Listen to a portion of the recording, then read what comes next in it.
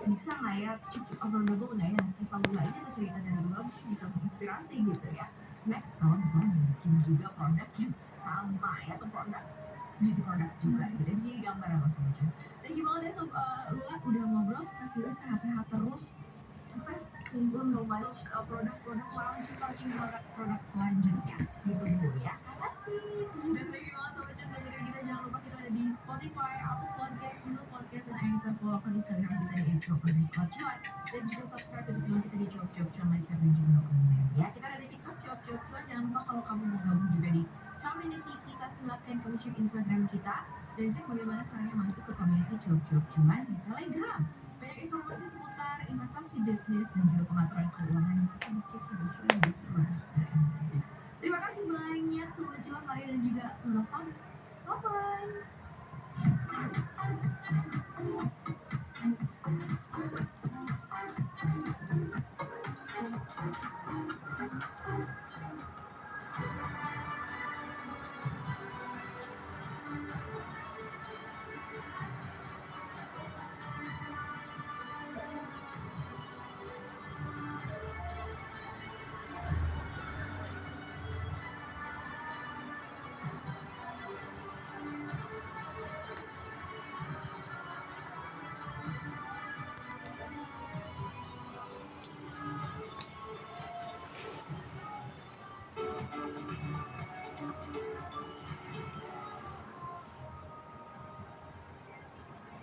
Pemirsa, di tengah tekanan perang dagang global antara IHSG dan melemahnya rupiah, Presiden Republik Indonesia Prabowo Subianto menggelar salam sehat ekonomi bersama para pelaku sektor usaha.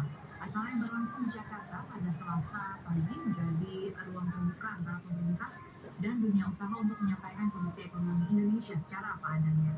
Presiden Prabowo menyoroti guncangan global yang dipicu kebijakan tarif importing dari Amerika Serikat, di mana Prabowo menyebut kebijakan Presiden Donald Trump ini menimbulkan ketidakpastian dan kecemasan di banyak negara. Prabowo mengingatkan pentingnya kembali pada semangat berdikari atau berdiri di atas kaki sendiri sebagaimana telah diamanatkan para pendiri bangsa. Dalam forum ini, kepala negara juga menegaskan pentingnya sikap terbuka terhadap kritik. Prabowo menyebut kritik justru membantu pemerintah untuk tetap waspada dan tidak berjalan di zona nyaman. Salah sehat ini menjadi momentum pemerintah mendengarkan langsung masukan dari pelaku ekonomi nasional sekaligus merespons kekhawatiran akan dampak kebijakan global terhadap perekonomian dalam negeri.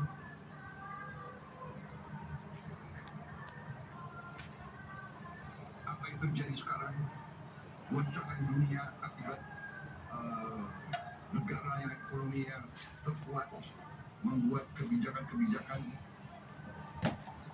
memberi peningkatan tarif yang begitu tinggi kepada banyak negara. Ini bisa dikatakan menimbulkan ketidakpastian dunia. Padahal sebenarnya pendiri-pendiri bangsa kita dari sejak dulu, dan termasuk saya bertahun-tahun saya sudah ingatkan, mari kita bangun ekonomi kita dengan sasaran berdiri di atas kaki kita sendiri. Pemirsa, biasanya kalau orang sudah lama ketemu selama waktu yang cukup panjang, biasanya bertemu dengan yang gembira, tanya kabar, apakah baik, gitu. Tapi beda nih dengan nasib IHSG kita yang sudah ditutup selama 11 hari, ternyata begitu dibuka justru malah terkoreksi sangat dalam, bahkan dari sudah disket, bahkan belum kena trading halt. Dan memang disebut-sebut bahwa sentimen utama yang menyebabkan IHSG anjlok pada hari ini adalah berkaitan dengan penerapan tarif dari Presiden Amerika Serikat Donald Trump yang memang sudah mempengaruhi saham-saham di sejumlah kawasan di dunia. Namun nampaknya di Indonesia baru hari ini terjadi pricing in, dan kita akan mengulasnya dalam editorial view kali ini bersama dengan Bang Michael dan juga Mas Ayu. Mungkin pertanyaan pertama saya berkaitan dengan tadi yang kita saksikan barusan, gitu, di mana Presiden Republik Indonesia Prabowo Subianto hadir di Sarasehan Ekonomi di Jakarta pada hari ini. Salah satu yang disampaikan adalah berkaitan dengan pola komunikasi yang dievaluasi ternyata selama ini harusnya bisa diperbaiki. Kita nggak bisa bohong bahwa yang namanya pola komunikasi pemerintah ini juga berpengaruh terhadap kondisi ekonomi dan juga bagaimana investor melihat ekonomi Indonesia secara fundamental, kepercayaan investor terhadap ekonomi Indonesia. Kira-kira dari pendapat atau apa yang disampaikan oleh Presiden Prabowo Subianto. Bagaimana kemarin keadaan perekonomian kita? Silakan. Iya, sangat. Presiden ke-7 Republik Indonesia Joko Widodo angkat suara soal tudingan ijazah palsu setelah muncul seruan aksi di media sosial yang akan menandatangani ataupun mendatangi maksud kami kampus UGM dan kediaman Jokowi di Solo. Pihak Jokowi itu mempertimbangkan proses hukum penyebab karena utang bukan ijazah palsu Jokowi. Media sosial kembali diramaikan dengan isu ijazah palsu Joko Widodo. Sejumlah postingan mencoba menunjukkan dugaan perbedaan terkait foto Jokowi muda hingga tanggal ijazah terbit. Info yang beredar di media sosial mengajak masyarakat mendatangi kampus UGM tempat Jokowi kuliah serta rumah Jokowi di Sumber Banjarsari Solo. Mereka berencana untuk meminta pihak UGM jujur terkait ijazah Jokowi serta meminta Jokowi menunjukkan ijazahnya. Menanggapi hal tersebut, tim pengacara Jokowi akan mengambil langkah hukum. Langkah baru sebenarnya kita masih pertimbangkan ya, karena dari dulu kan kita selaku kuasa dari Pak Jokowi selaku terduga lebih pasif. Kita hanya bilang bahwa sudah ada jalur hukum, silakan ditempuh, itu merupakan hak setiap warga negara, dan kita sudah mengakomodirnya dengan memberikan jawaban di pengadilan juga sudah selesai karena kita juga pihak manapun janganlah sudah terus melakukan hal seperti itu. Jokowi bertemu pada Jumat lalu menyebut tuduhan yang sudah berkali-kali ditujukan padanya ini harus segera diselesaikan dan menegaskan pelaku penyebar isu harus ditemukan. Betul-betul saya kuliah di Fakultas Kehutanan, betul-betul ijazah yang dikeluarkan oleh Universitas Erlangga sudah disampaikan dan nasional dengan kredibilitas sudah disampaikan dan juga seperti itu. Kalau masih urusan huruf lah, urusan angka, urusan dan yang paling penting siapa yang menjalankan, dia yang memberikan, siapa yang memberikan, dia yang sudah memberikan. Menanggapi hal itu, pihak Universitas Gadjah Mada melalui rilisnya di website memberikan klarifikasi. Dekan Fakultas Kehutanan UGM, Sigit Sunarta menyesalkan ini informasi yang menyesatkan. Menurutnya jenis huruf yang digunakan dalam skripsi Jokowi sudah tersedia di jasa pencetak sampul kala itu. Seperti diketahui, sampul dan lembar pengesahan skripsi Joko Widodo dicetak di percetakan. Namun seluruh isi tulisan skripsinya setebal 91 halaman tersebut masih menggunakan mesin ketik. Dalam rilis UGM, Trono Jiwo, salah satu teman seangkatan Joko Widodo saat kuliah di Fakultas Kehutanan UGM menyebutkan, ijazah yang dimilikinya sama dengan milik Jokowi. Ijazah miliknya ditandatangani oleh Rektor Prof. Tejabov dan Dekan Prof. Sunarti Prawirohatmojo. Sedangkan soal skripsi, Rono bercerita seluruh mahasiswa satu angkatannya menulis skripsi menggunakan mesin ketik. Sedangkan sampul, lembaran pengesahan, dan penciritan hampir semuanya dilakukan di percetakan. Komisi Pemberantasan Korupsi menahan 2 tersangka dalam kasus jual beli gas PT Perusahaan Gas Negara dengan PT Inti Alasido Energi tahun 2016-2019. Perkara korupsi jual gas dimulai pada Desember 2016 saat Dewan Komisaris dan Direksi PT PGN mengesahkan rencana kerja anggaran PT PGN tahun 2017. Dan Jumat sore, mantan Direktur Komersial PT PGN dan mantan Komisaris PT IAE resmi ditahan untuk 20 hari, terhitung 11 April hingga 30 April mendatang. Asep Guntur Rahayu, Direktur Penyidikan KPK, mengatakan kasus jual beli gas ini mengakibatkan kerugian negara sebesar 15 juta dolar Amerika Serikat atau setara dengan 203,3 miliar rupiah berdasarkan kurs 2017. Asep menyatakan penyidik KPK juga telah memeriksa saksi, penyitaan barang bukti, sejumlah uang, juga penggeledahan rumah dan kantor. Asep menambahkan akan terus mengembangkan kasus ini. Kemudian yang dilakukan oleh penyidik yaitu telah melakukan pemeriksaan transaksi, kemudian pemeriksaan ahli di BPK, kemudian melakukan penyitaan dokumen barang bukti elektronik dan juga uang nilai 1 juta dolar US dollar Kemudian dilakukan penggeledahan atas beberapa lokasi rumah dan kantor. Selanjutnya terhadap para tersangka telah dilakukan penahanan terhadap ISW dan DP di cabang rumah tahanan dari rumah tahanan negara kelas 1 Jakarta Timur selama 20 hari terhitung mulai tanggal 11 April 2025 hari ini sampai dengan tanggal 30 April. Artis senior Titiek Puspa tutup usia pada Di sisi kedua, itu data-data lebih lanjut mengenai data tenaga kerja kira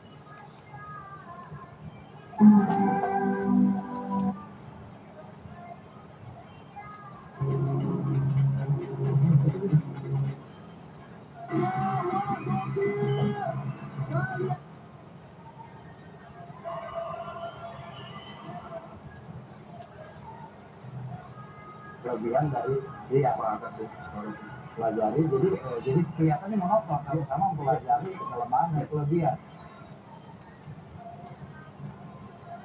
You tell her to tell you to tell me. serius nontonnya, santai ceritanya. Aduh, siapa yang mau dongeng kampung? Santai nontonnya, serius bikin ketawanya. Masa ini mah BTS bercanda tapi santai ini mah. BTS, bercanda tapi santai. Setiap Sabtu dan pada tanggal 12 ini, pada hari ini, April 2025, penyidik telah kembali melakukan penggeledahan di berbagai tempat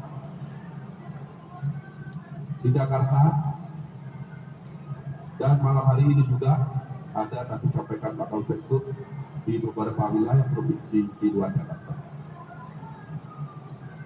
Adapun barang bukti yang diperoleh dalam penggeledahan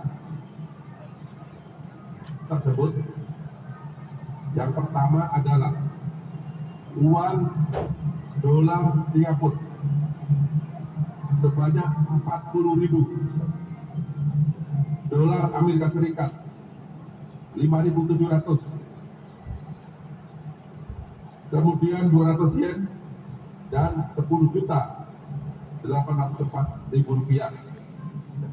Uang tersebut ditemukan atau didapat di rumah tinggal BG, yaitu di Villa Gading Indah. Yang kedua,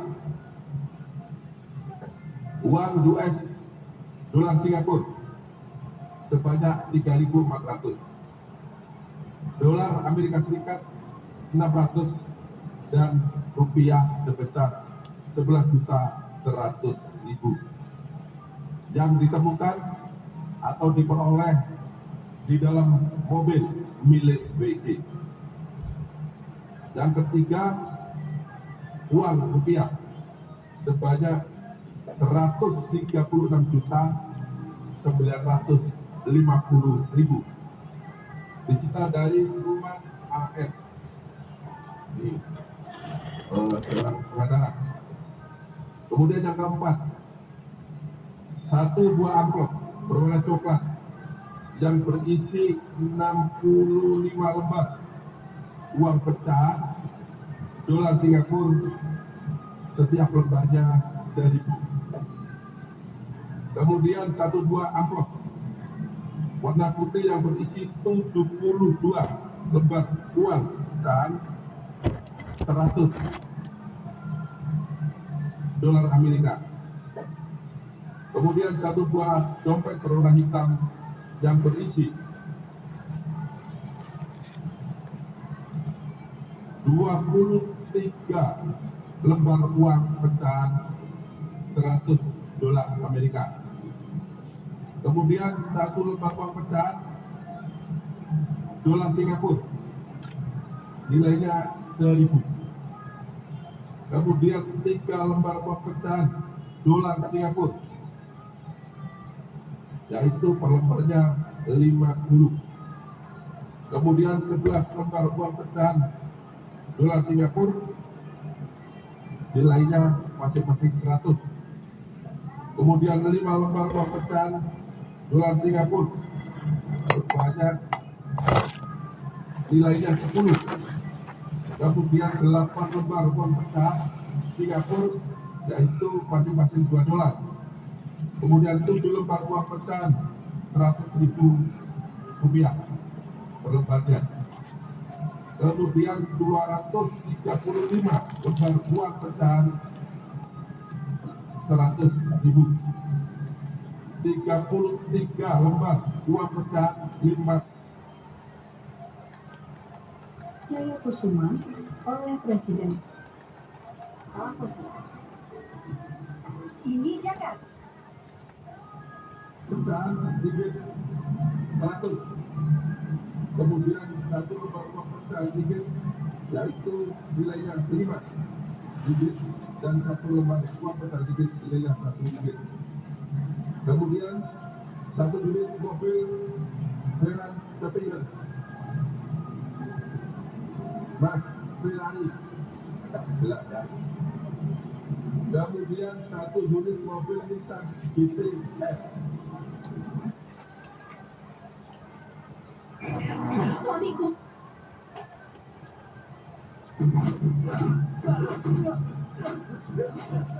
Dihentikan.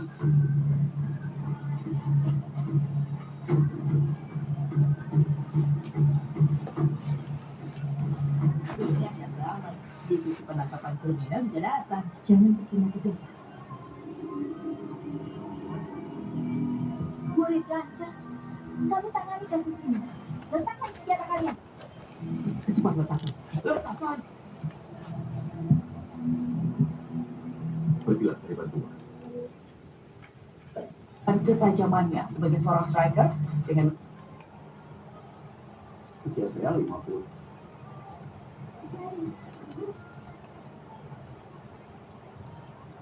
Tentunya kita semua berpikir bagaimana Saham itu ingin cepat untung gitu. Kemudian disebutkan bahwa main saham itu berbeda dengan gaya investment yang berencana. Gitu. Kira-kira apakah memang ini juga berpengaruh terhadap atau berkontribusi besar terhadap anjloknya IHSG? Mungkin Mas Ai dulu ya, sebagai yang lebih menguasai. Ya, mungkin yang dikatakan Pak Prabowo itu lebih mengcapture kebiasaan atau habit investor retail yang pengen cepat untung. Biasanya sih umumnya begitu gitu.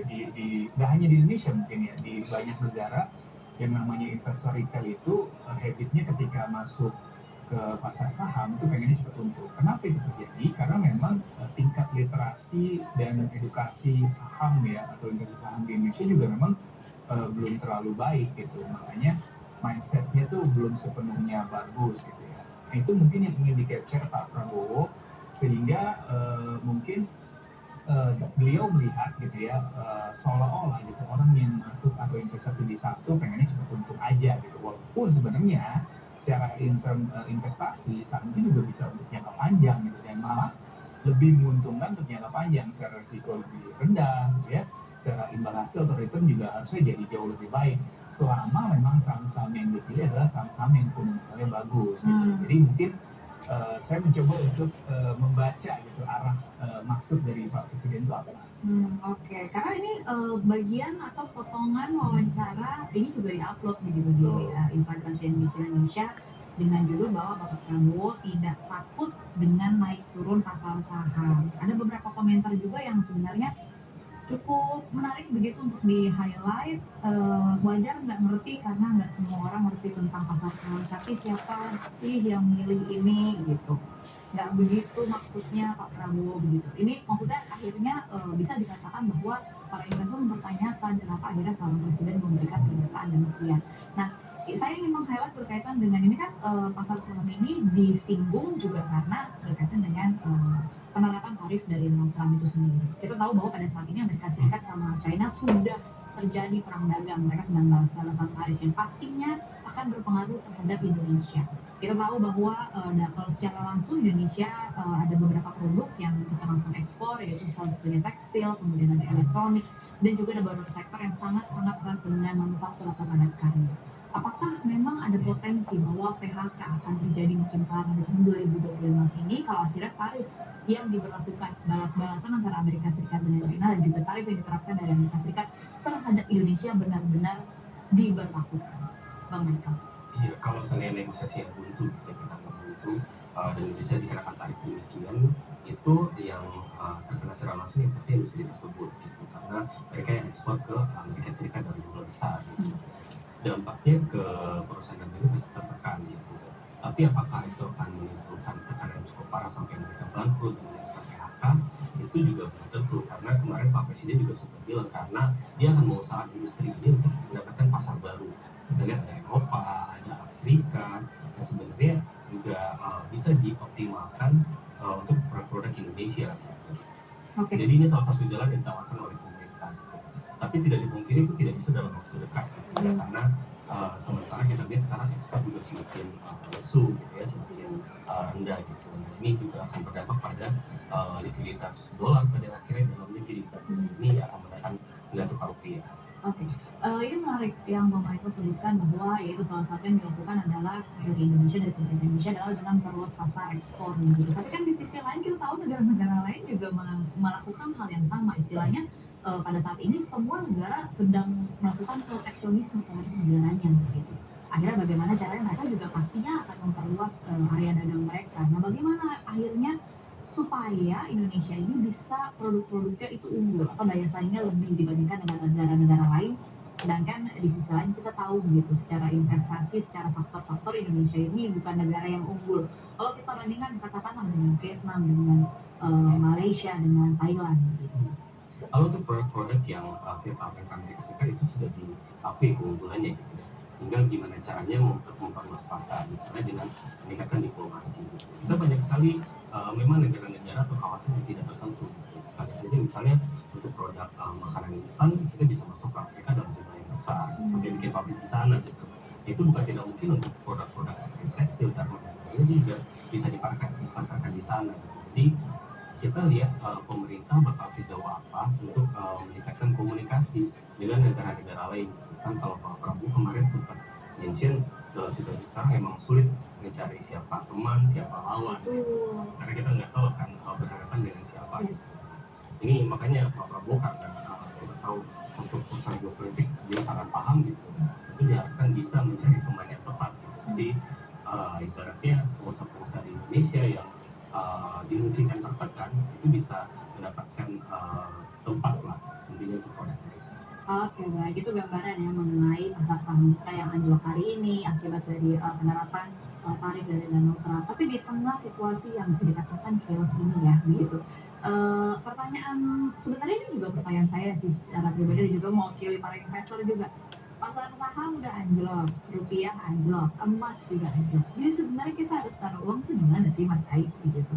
Kalau kita lihat beberapa hari terakhir berita malah banyak orang yang buru emas ya gitu sampai antri gitu. Anjlok. Tapi nggak lagi akhirnya habis stoknya. Emas itu salah satu komoditas yang jarang turunnya tuh signifikan gitu ya harganya, dan kemarin tuh turunnya cukup signifikan. Makanya mungkin banyak orang berbondong-bondong untuk masuk ke emas, apalagi emas ini adalah instrumen yang safe haven gitu ya. Ketika kondisi makin chaos, biasanya dia akan justru makin cair gitu ya, makin bernilai gitu, harganya makin naik gitu. Nah ini justru suatu kondisi yang anomali gitu. Kenapa emas itu justru anjlok harganya? Nah itu yang mungkin membuat sebagian orang atau mungkin sebagian besar orang melihat ini opportunity. Dan harusnya juga ketika ini terjadi ya begitu pula di instrumen lain ya, di saham misalkan kan nggak semua saham juga kinerjanya jelek sebenarnya.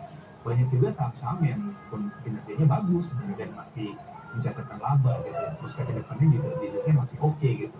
Ketika harganya tidak sesuai dengan fundamentalnya, harganya juga suatu peluang. Namun memang ya harus kita akui yang investasi saham di Indonesia juga jumlahnya mungkin lebih banyak gitu ya. Masih 10 juta investor ya, mungkin di bawah 10 juta lah di negara Indonesia gitu. Jadi belum banyak yang tahu kalau ini mungkin bisa jadi opportunity juga gitu. Jadi tidak sepenuhnya salah juga kalau memang sekarang ada opportunity, itu benar. Tapi memang kita juga harus hati-hati gitu ya. Jangan sampai nanti kita salah pilih. Satu, kedua salah membaca prospek ke depan gitu ya. Karena kita dulu nggak ada yang 100% tahu kondisi ini akan cepat pulih atau masih akan turun lagi. Iya, itu sebenarnya. Makanya paling benar sih ya udah belinya dolar cost averaging aja, sekarang cicil aja. Jadi jangan langsung gede lah. Jangan langsung serata, jangan langsung dan tetap balik lagi diferensiasi portofolio. gitu supaya ya itu kalau nggak resikonya lebih terjaga lah. Oke, baik. Tapi kita akan pantau terus begitu ya. Kita harapkan sebenarnya kondisi ini nggak berkepanjangan ya. Kalau bisa besok jangan lagi IHSG anjlok begitu dengan kondisi seperti ini. Terima kasih Bang Michael, terima kasih Mas Ais sudah berbagi perspektif bersama kami di Yuk.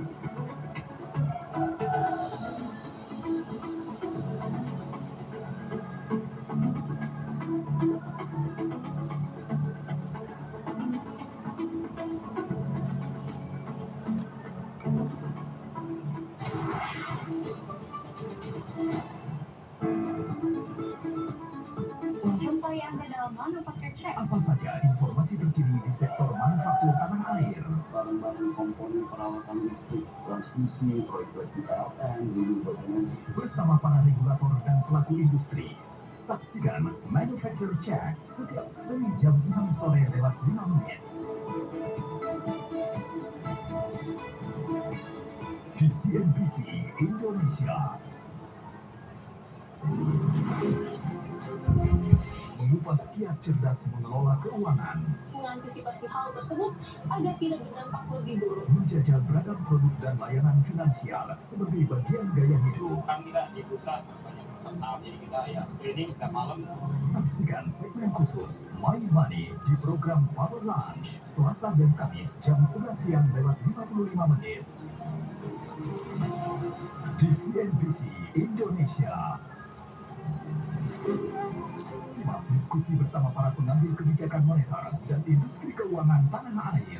Rupiah dan emas sekitar 4%. Menyajikan informasi terlengkap kebijakan Bank Sentral di Indonesia serta analisis isu moneter global. Inflasi masih di kisaran 2,3%. Saksikan segmen khusus Central Banking dalam program Power Lunch setiap Senin jam 11 siang lewat 55 menit di CNBC Indonesia.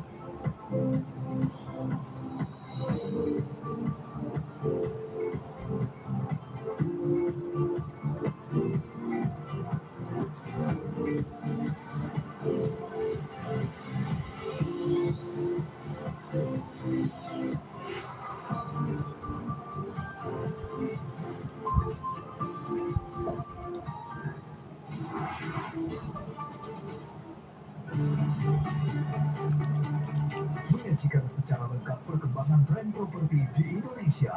Terus digunakan untuk pembiayaan perumahan, Mengulas strategi bisnis perusahaan properti dan tips investasi properti terbaik di tanah air. program 1 hari selesai yang memulai bangkit adalah properti. Saksikan Properti Point setiap Rabu jam 6 sore lewat 5 menit live di CNBC Indonesia. Jadilah yang tercepat mengetahui perkembangan kebijakan ekonomi, aksi korporasi, dan peristiwa terkini dari dalam dan luar negeri bersama CNBC Indonesia. Dengan terlaksananya pemilu presiden, legislatif, dan juga pilkada serentak yang tentunya membawa dinamika tersendiri. Saksikan Breaking News live di CNBC Indonesia Beyond Business.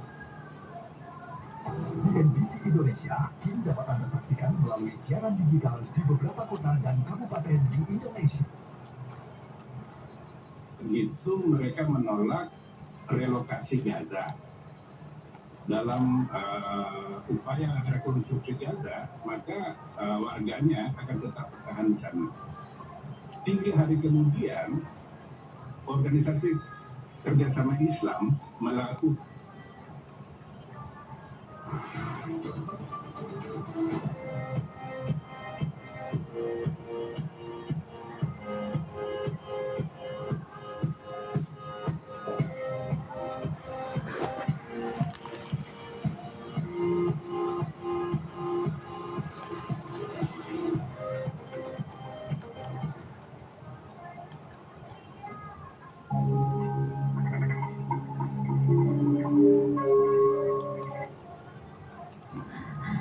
Jangan keluar ke sana ini. Kau harus tinggal di gue sampai kutukan kekekmu hilang. Di penanda 1000 tahun akan terjadi gerhana matahari. Kau akan jadi manusia seperti apa ini.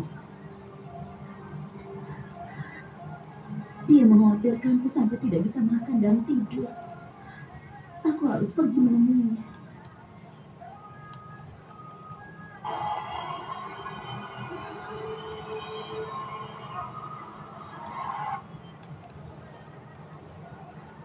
Ya,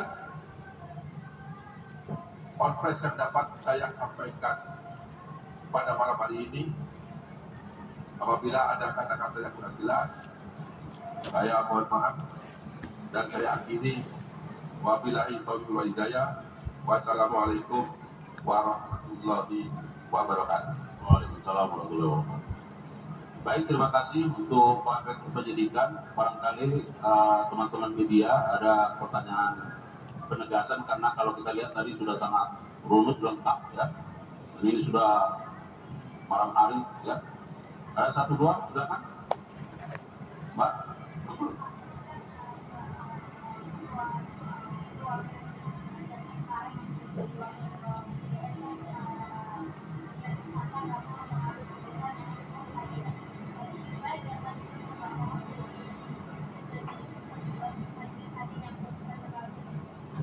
Ya, jadi majelis hakim yang menangani perkara tersebut sampai saat ini sedang kami lakukan penjemputan, ya, karena kebetulan yang bersangkutan tidak sedang di Jakarta pas hari libur, maka tim secara proaktif melakukan penjemputan terhadap yang bersangkutan.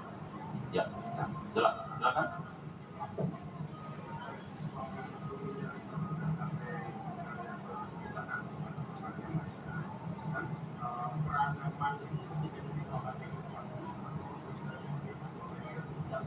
Ya,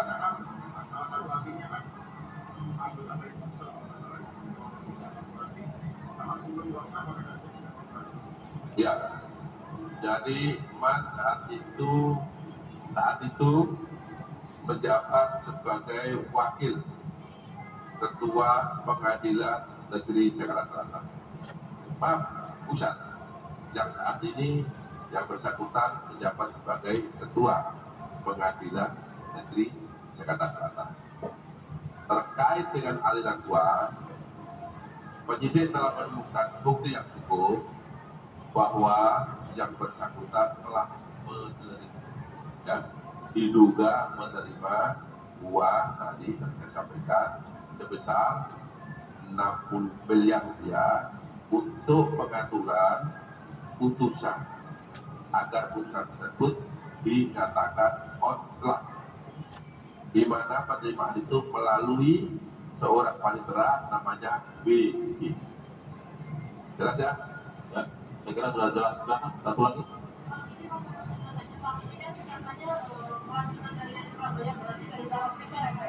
Ya. Dan ini kan tadi kan di MA itu penerimaan 60 miliar, apakah itu memberikan ke majelis hakim di bawahnya atau seperti apa sih Pak MA ini dia ketika pemberian uang itu apakah memang dulunya di Jakarta Pusat juga atau mungkin dia sudah jatuh atau gitu? Iya, WG waktu itu pengacaranya,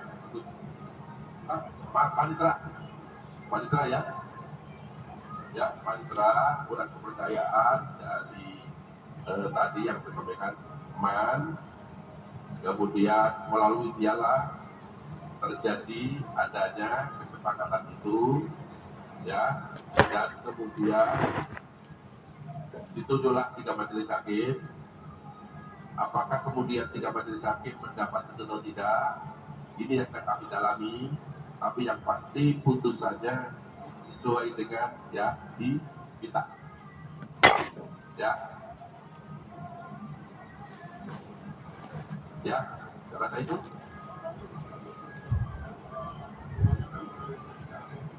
ya ini kami dalami, jangan gitu ya.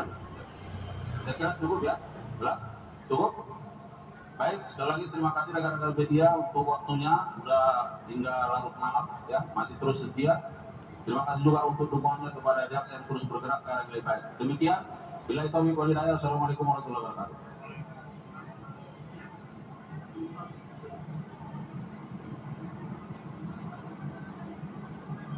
Terima kasih ya. Pak Rahmat. Ya pemirsa, itu dia tadi konferensi pers yang dilaksanakan oleh Direktur Penyidikan Kejaksaan Agung dan juga oleh Kapus Penkum Kejaksaan Agung mengenai dugaan tindak pidana korupsi suap dan atau gratifikasi terkait penanganan perkara di Pengadilan Negeri Jakarta Pusat, yang mana ditetapkan 4 orang tersangka dan langsung dilakukan penahanan selama 20 hari ke depan di berbagai rutan, yakni di Jakarta Timur dan juga di Salemba. Dan pemirsa, untuk barang bukti sendiri yang disita oleh Kejaksaan Agung, yakni ada mobil sport pabrikan Jepang dan Italia. Kemudian juga sejak kemarin, tanggal 11 April 2025 atau pada hari Jumat kemarin sampai malam hari ini, penyidik pada jajaran Jampitsus telah melakukan pemeriksaan secara mendalam. Setidaknya 12 orang dan terhadap 12 orang tersebut oleh penyidik ini melakukan gelar perkara dan ada beberapa orang yang ditetapkan sebagai tersangka.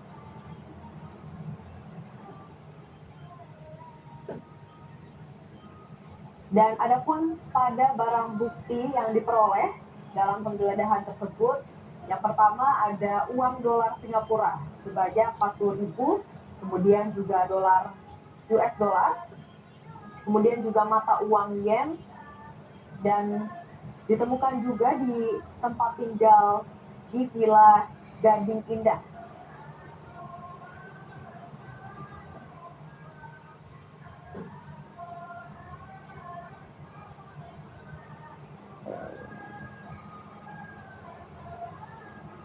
Ya pemirsa, untuk mengetahui informasi lebih lanjut mengenai konferensi pers yang baru saja dilakukan oleh Kejaksaan Agung, kami sudah terhubung dengan reporter Putri Sofia yang sudah berada di lokasi. Putri, silakan dengan informasi Anda.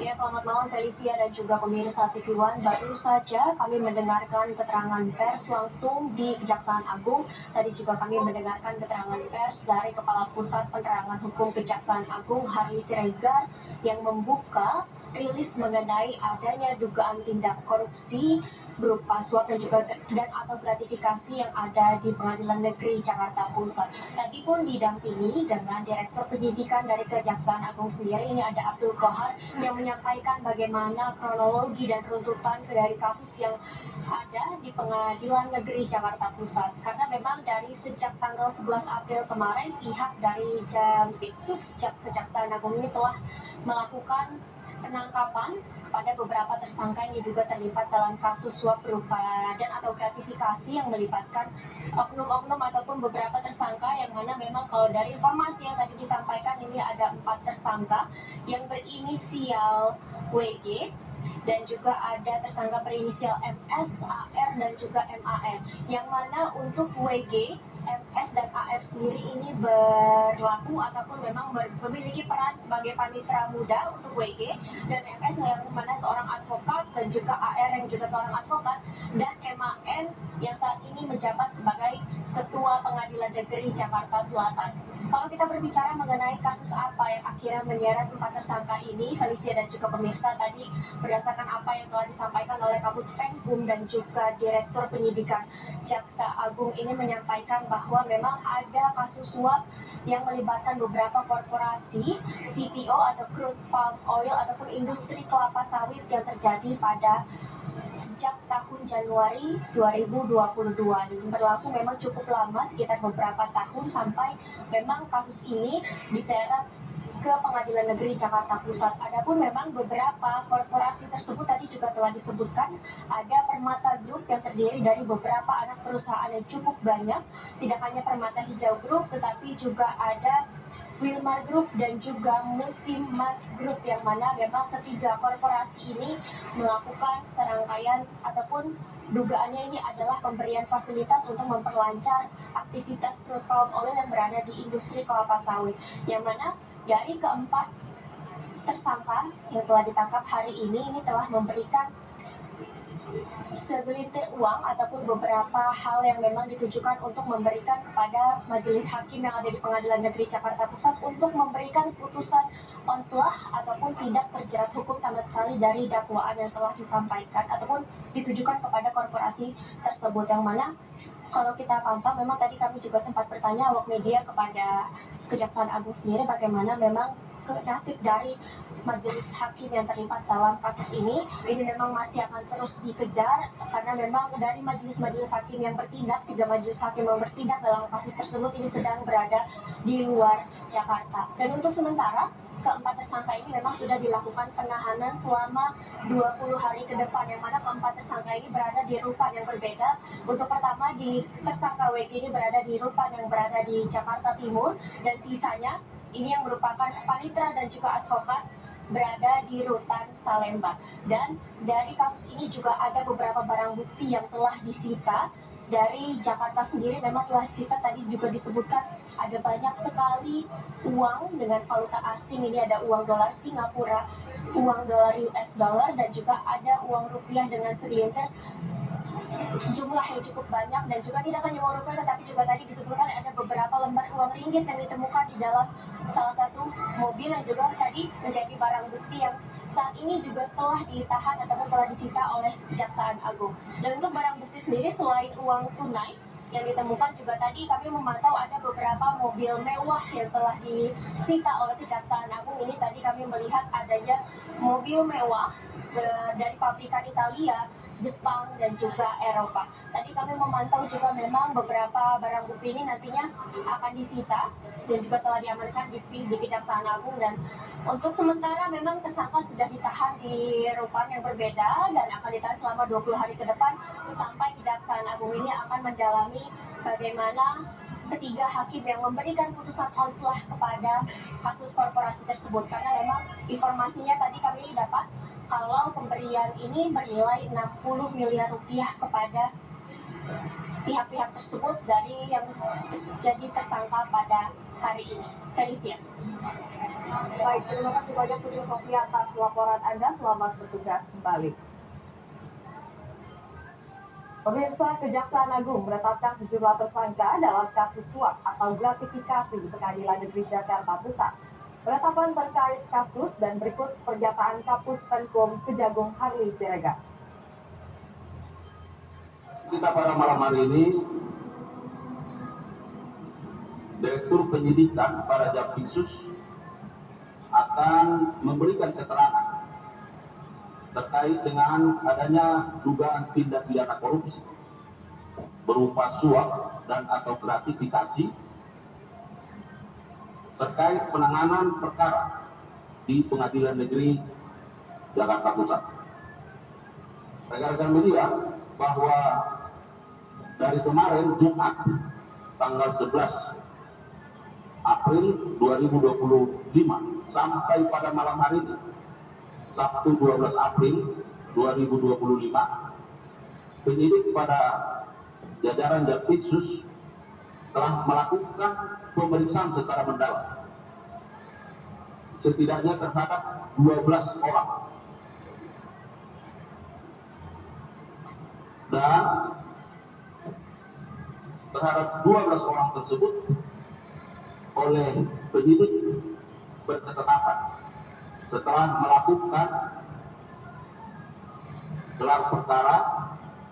Ada beberapa orang yang ditetapkan sebagai tersangka. Dan juga perlu kami sampaikan bahwa penyidik juga hingga saat ini masih terus melakukan upaya-upaya berupa penggeledahan di berbagai tempat di beberapa provinsi. Jadi penyidik saat ini sedang terus melakukan penggeledahan dan tentunya hasilnya akan kami sampaikan pada update pada waktu yang akan datang. Saya kira itu sebagai pengantar dari kami. Untuk lengkapnya, kami persilakan Pak Direktur Penyidikan untuk menyampaikan keterangannya. Silakan.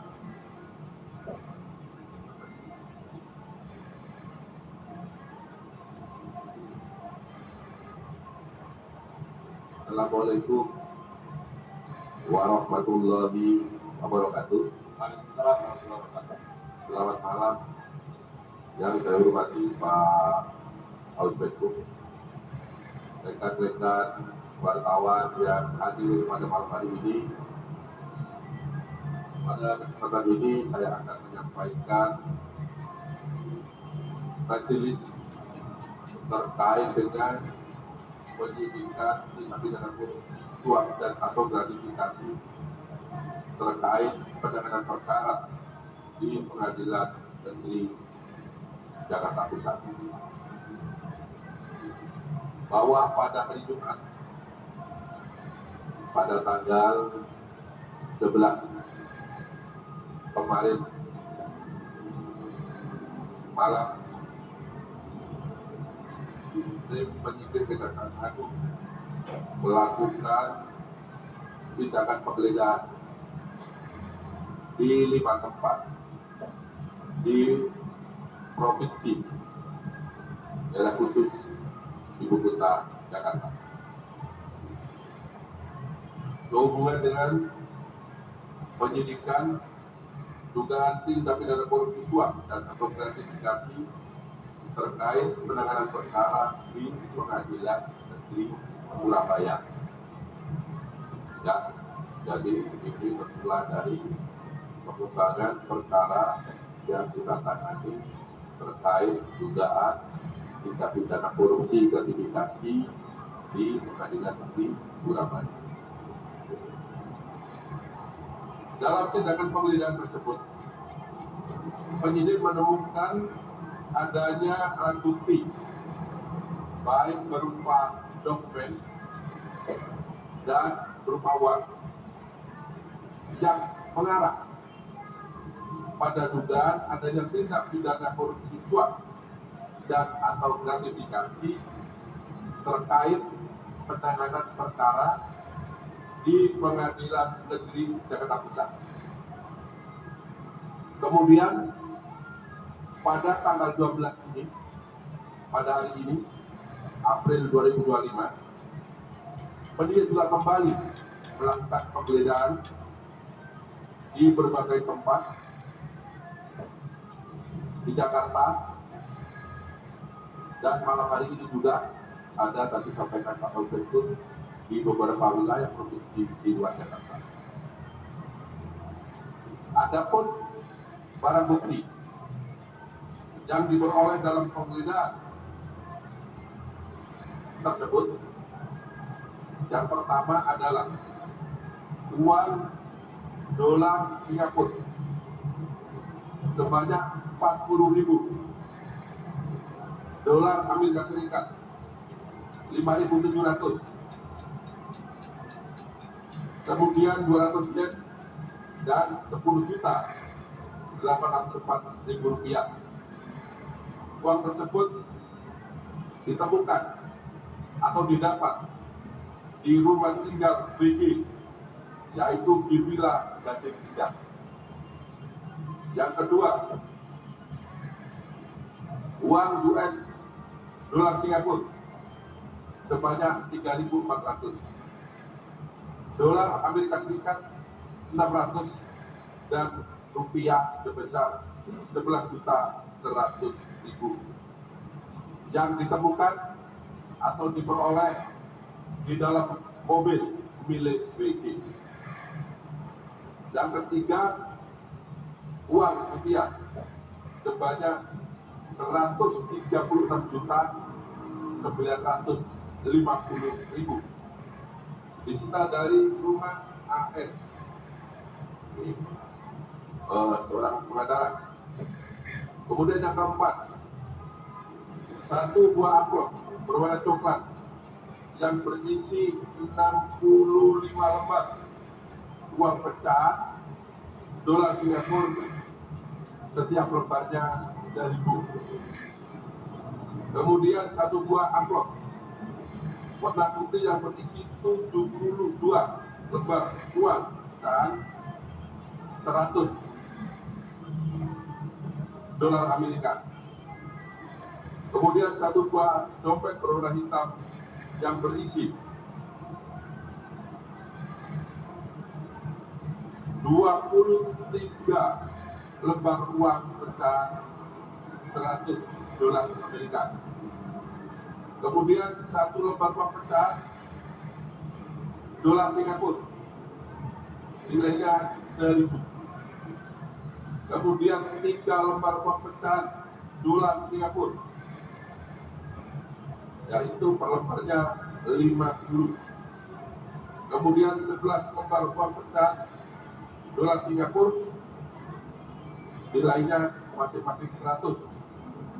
Kemudian 5 lembar uang pecahan dolar Singapura sebanyak nilainya 10. Kemudian 8 lembar uang pecahan Singapura, yaitu masing-masing 2 dolar. Kemudian 7 lembar uang pecahan 100.000 rupiah per lembarnya. Kemudian 235 lembar uang pecahan 100.000. 33 lembar uang pecahan 50.000 rupiah. 3 lembar uang pecahan ringgit, yaitu masing-masing per lembarnya adalah 50 ringgit. 1 lembar uang pecahan ringgit 100. Kemudian 1 lembar uang pecahan ringgit, yaitu nilainya 5 ringgit, dan 1 lembar uang pecahan ringgit nilainya 1 ringgit. Kemudian 1 unit mobil Velan Spider, Ferrari,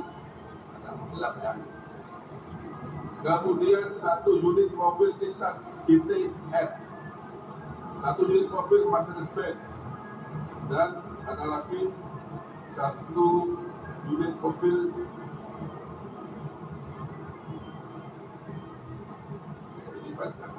ada di sebelah kajian ya. Lexus ya, kalau nggak salah Lexus. Selanjutnya penyidik membawa beberapa orang, yaitu antara lain BG, yaitu Panitera Muda Perdata pada Pengadilan Negeri Jakarta Utara, karena telah ditemukan dokumen beberapa uang sebagaimana disebut. Kemudian MS dan AL berprofesi sebagai advokat, karena juga ditemukan dokumen dan beberapa uang dari yang bersangkutan dan di rumahnya kemudian MAN, Ketua Pengadilan Negeri Jakarta Selatan, karena juga digeledah dan bersangkutan ditemukan beberapa uang yang tadi saya sebut. Kemudian DDP, istri IN, kemudian ada BS,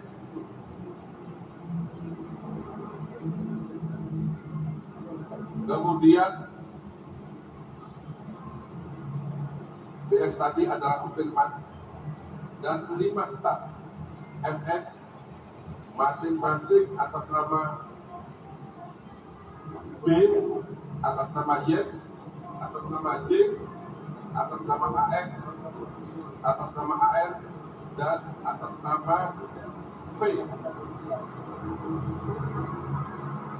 Kemudian beberapa orang tersebut dibawa ke gedung yang khusus untuk diminta keterangan sebagai saksi. Kemudian setelah melakukan pemeriksaan terhadap saksi-saksi yang bersangkutan, penyidik memperoleh alat bukti yang cukup telah terjadi tindak pidana suap dan atau gratifikasi terkait penanganan perkara di Pengadilan Negeri Jakarta Pusat.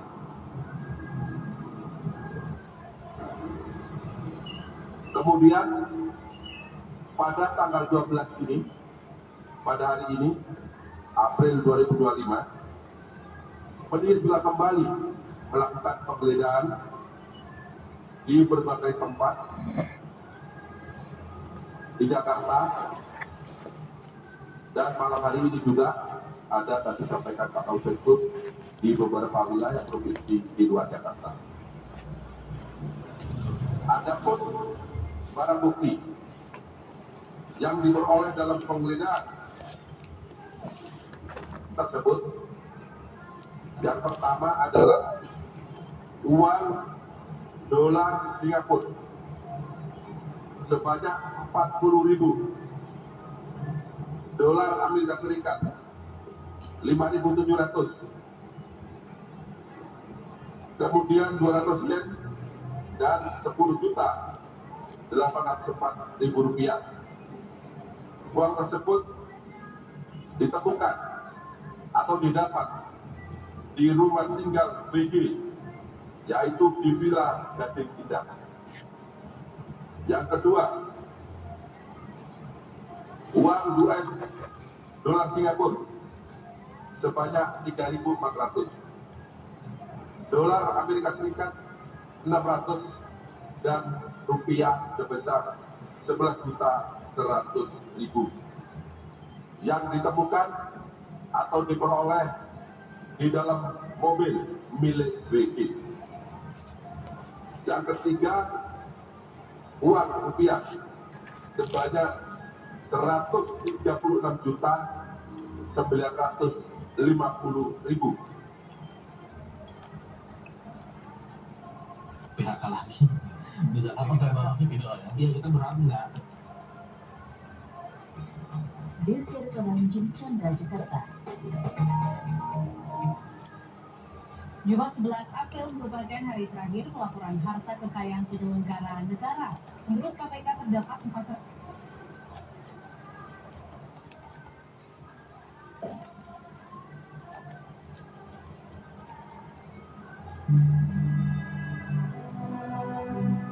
Ibu, aku ulang.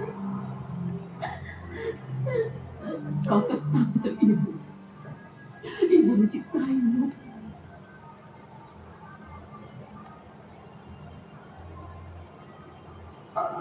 Lembar uang pecahan 100 dolar Amerika. Kemudian 1 lembar uang pecahan dolar Singapura, nilainya 1.000. Kemudian 3 lembar uang pecahan dolar Singapura, yaitu per lembarnya 50. Kemudian 11 lembar uang pecahan dolar Singapura nilainya masing-masing 100. Kemudian 5 lembar uang pecahan dolar Singapura sebanyak nilainya 10. Kemudian 8 lembar uang pecahan Singapura yaitu masing-masing 2 dolar. Kemudian 7 lembar uang pecahan 100.000 rupiah per lembarnya. Ya pemirsa, itu dia tadi konferensi pers yang dilakukan oleh Direktur Penyidikan Kejaksaan Agung dan juga Kapus Penkum Kejaksaan Agung mengenai dugaan tindak pidana korupsi suap dan atau gratifikasi terkait penanganan perkara di Pengadilan Negeri Jakarta Pusat, yang mana telah ditetapkan 4 orang tersangka atas kasus tersebut dan telah dilakukan penahanan selama 20 hari ke depan. Untuk penahanan tersebut dilakukan di rutan yang berbeda, satu di rutan yang berada di Jakarta Timur dan juga 3 lainnya dilakukan penahanan di rutan Salemba. Demikian Breaking News TV One pemirsa, saat lagi Anda akan menyaksikan kabar hari ini. Selamat malam dan sampai jumpa.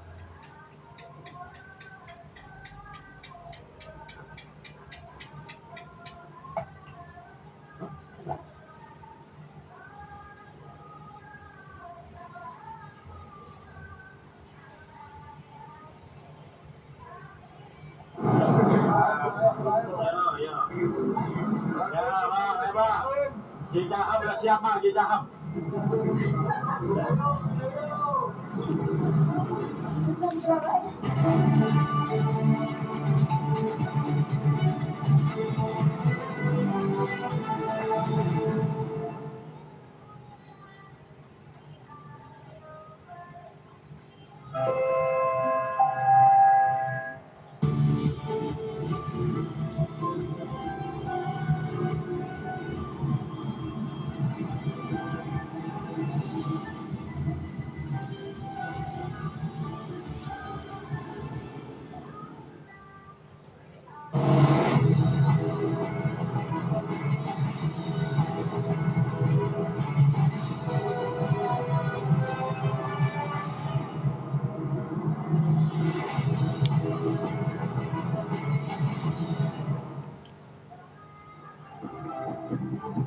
Militer Zionis Israel terus melanjutkan serangannya ke Gaza Palestina hingga membuat korban kembali berjatuhan.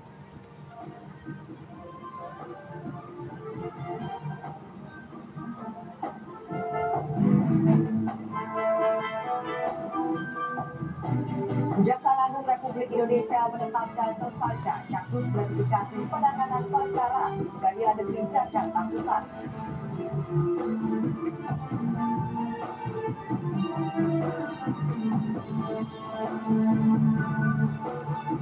Selamat malam pemirsa, selain 2 cuplikan informasi.